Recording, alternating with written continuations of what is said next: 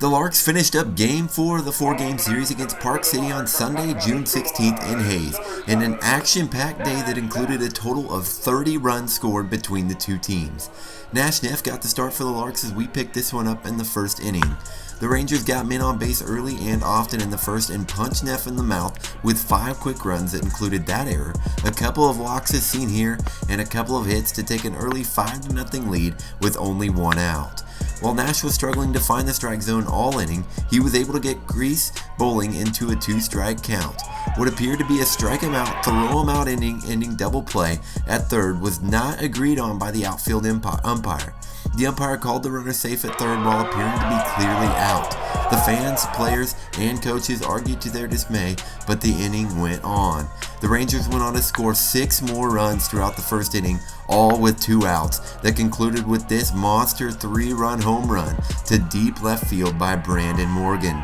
The home run ended up being the final straw for Neff as he exited after throwing 43 pitches, giving up 11 runs, only 4 earned, on 6 hits, 4 walks, and 1 strikeout, all in just 2/3 of an inning.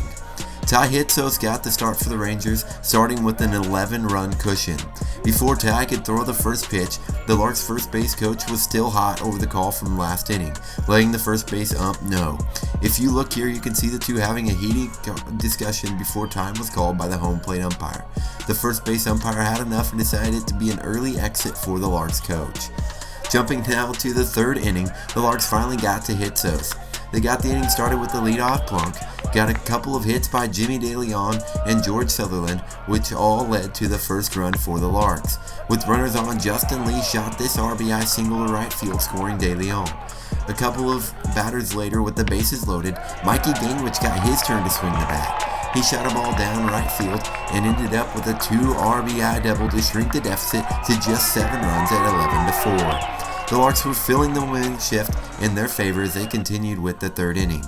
With Wyatt Divis at third base and Jared Belbin at the plate, the Rangers gave the Larks a run on this pitch. However, it did not matter because Belbin decided he wanted to clear the bases. That is just what he did with this 2-run home run to bring in Mikey Gangwich and improve the Larks' score to 6, trailing by just 5 runs. The fans were all on their feet to welcome back Belbin and Gangwich as they crossed the plate. Of course, Mikey was in the high spirits as normal, trying to keep his teammates excited and entertained while the team tries to complete the comeback. In the 4th inning, with the runner on third, it was Mikey Gangwich's turn to swing the bat once more.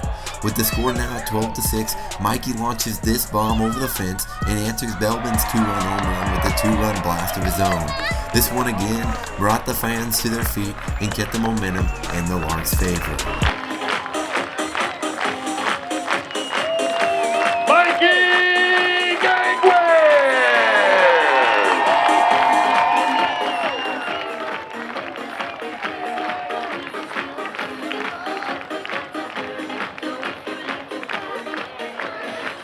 Moving forward to the 8th inning with the score now 12-10, and after a walk by Mikey Gangwich, Drake Angeron, who entered late, comes to the plate. Drake got a ball to sneak by the right field infielders, and on a bad throw from right field in an attempt to throw out Gangwich, the throw gets past the third baseman, allowing Mikey to come in and score. The Larks now just need 1 run to tie and 2 runs to take the lead. With the tying run just 90 feet away and runners on the corner, Hernan Yanez hits a weak grounder to the shortstop. It was so weak that by the time the shortstop got to it, he wasn't sure where to throw it and made the mistake of trying to get the lead runner out. Meanwhile, everyone is safe and the tying run comes in from third to tie the game at 12. Later in the inning, with the bases loaded, George Sutherland hits a ground ball through the right side of the infield, scoring 2 more runs. The hits and runs continued for the Larks throughout the rest of the 8th inning, laying it on the Rangers. When the dust had settled, the Larks found themselves with an 8-run inning and a 6-run lead at 18-12. No more scoring in the 9th as the Larks win it with the 18-12 final. Comeback complete. Brooke Brandon walks away with the win, going 2 innings, giving up only 1 hit. Kohler Vandement takes the loss, not even pitching an inning and giving up 6 runs on 4 hits and 1 walk. The Larks are now 13-1 as they travel to Liverpool for a 4-game series starting Monday and wrapping up Thursday. The Larks will be back at home the 22nd through the 25th to take on Valley Center.